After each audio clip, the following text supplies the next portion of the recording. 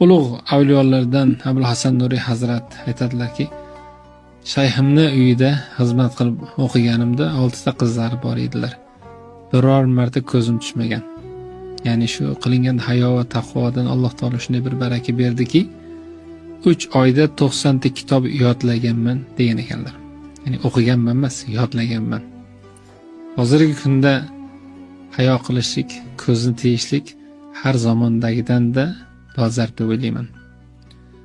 Ulug' bobomiz Bahodir Naqshband Hazrat aytgan ekanlar, nazar bar qadam deb. Ya'ni inson ko'zini oyog'ini uchiga qaratib, ya'ni haybat va qor bilan, lekin go'zal hayo, taqvo bilan yurishligi kerak. Kamtarinlik bilan.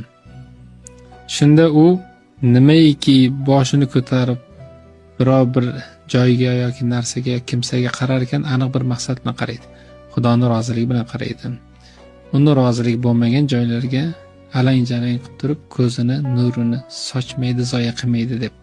Ana o'shanda bu qaraladigan ko'zlarda haybat va qor haqiqiy bir ma'no bo'ladi. Ana shunday ma'noli ko'zlar sohibidan aylasin Alloh bizni. Rahmat.